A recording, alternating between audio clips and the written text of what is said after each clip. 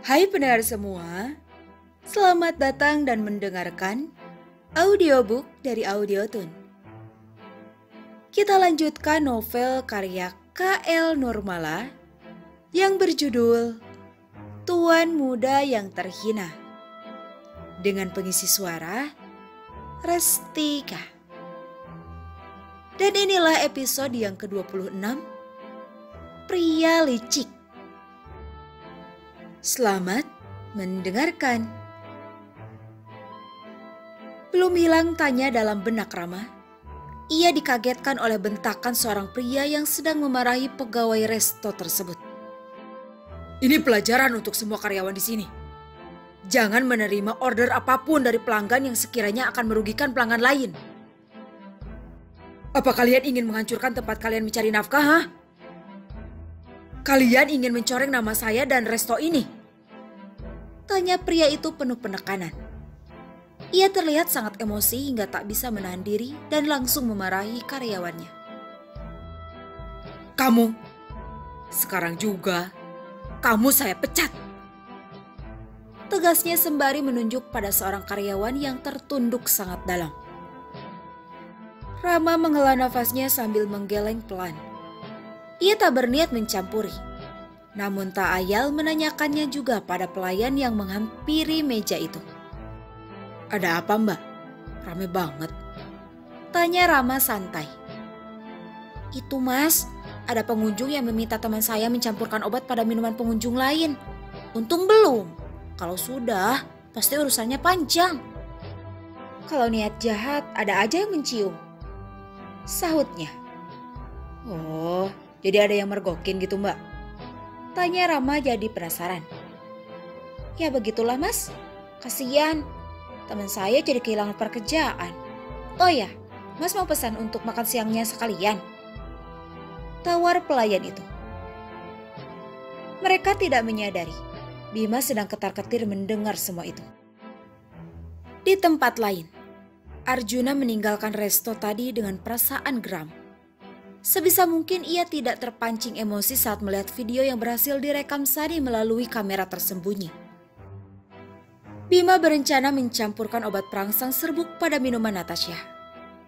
Arjuna tak habis pikir dan tak bisa bayangkan jika sampai itu terjadi.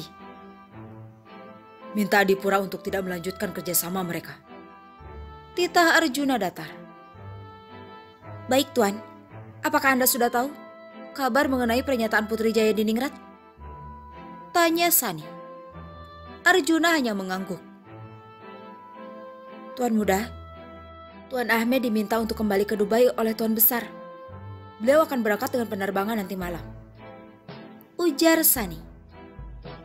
Benarkah? Kapan itu? Ahmed tidak mengatakannya padaku. Saya kurang tahu kapan pastinya Tuan Besar memberi perintah.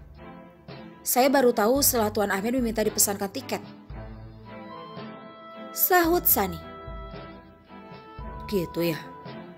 Rahul, kita ke kantor. Titah Arjuna. Baik, Tuan Muda. Awalnya Arjuna berniat kembali ke rumah mengingat keadaan Natasha yang mungkin tidak baik-baik saja. Namun rencana kepergian Ahmed menghadirkan tanda tanya besar di benak Arjuna. Ada apa Abdullah memanggil Ahmed kembali ke sana? Rahul, turunkan aku tidak jauh dari kantor. Kau antar Sani mengambil semua berkas di meja kerjaku di penthouse. Pinta Arjuna. Rahul terlihat ragu dan menoleh pada Sani. Lalu menjawab pelan. Baik Tuan Muda. Sesampainya di tempat yang diinginkan, Arjuna pun turun dan berjalan cepat ke gedung Al-Fatih Group.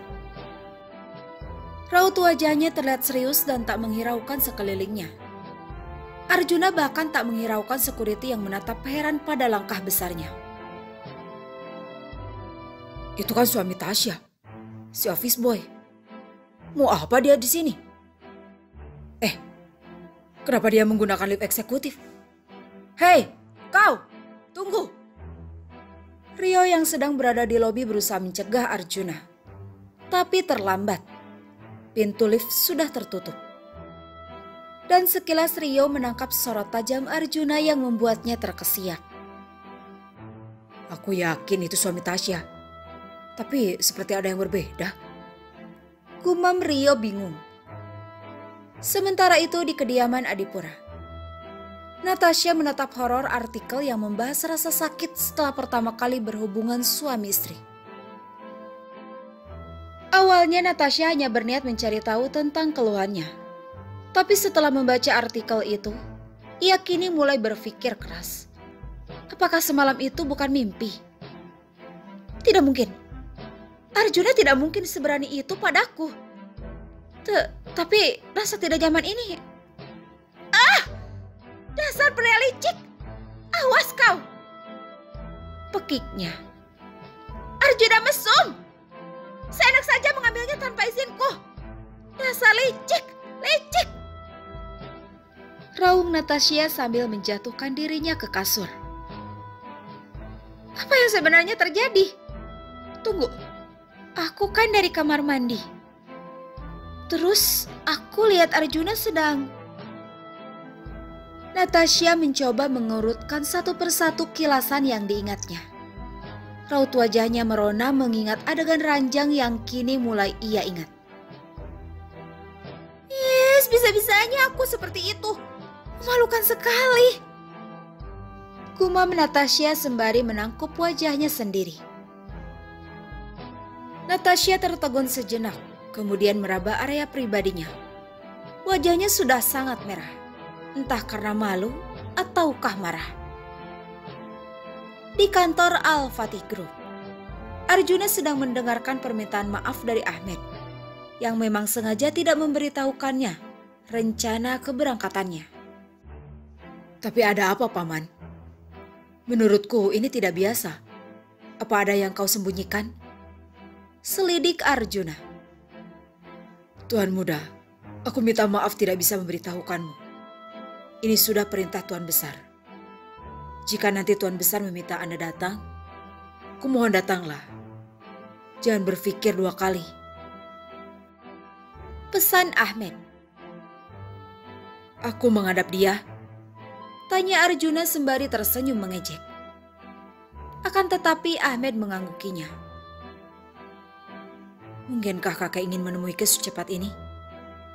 Batin Arjuna ragu.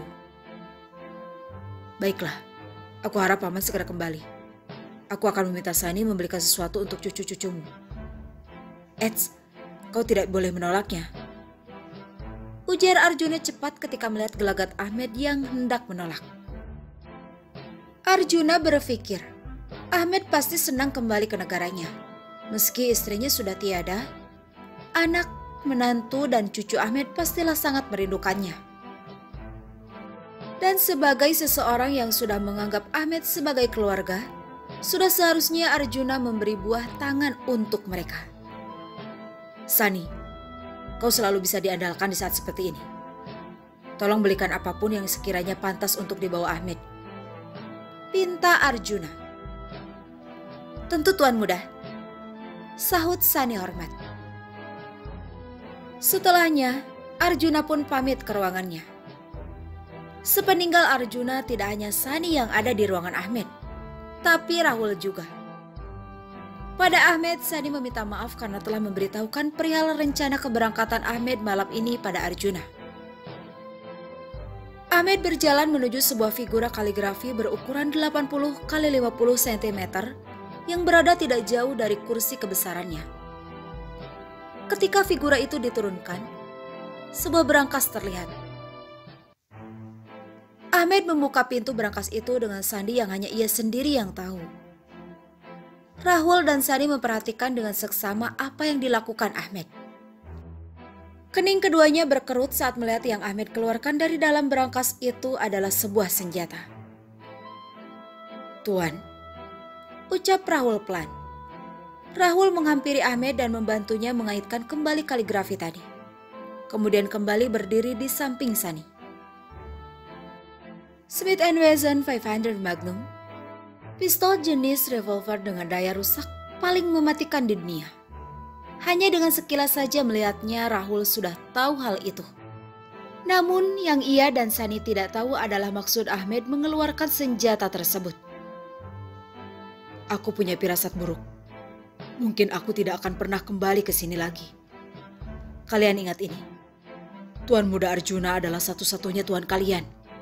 Sekalipun dia memerintahkan untuk membunuhku, maka bunuhlah aku. Kalian paham maksudku? Tanya Ahmed menjeda kalimatnya. Rahul dan Sani mengangguk pasti. Setelah aku pergi malam nanti, aku percayakan keselamatan Tuan Muda dan Nona Natasha pada kalian.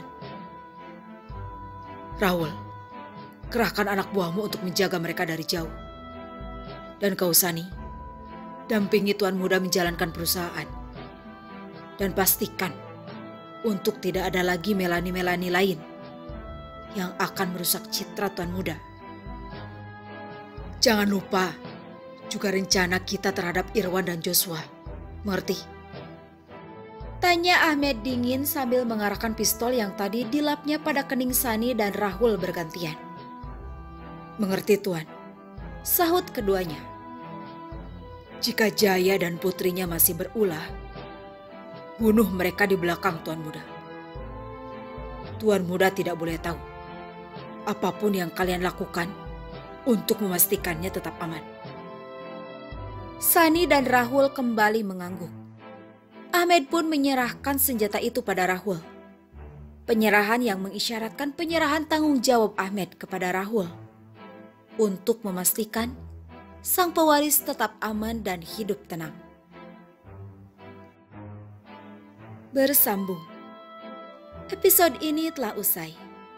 Jika suka, jangan lupa tekan tombol favorit di audiobook novel ini. Terima kasih telah mendengarkan. Kalau kamu mau dengar audiobook lebih banyak dan gratis, segera download AudioTune.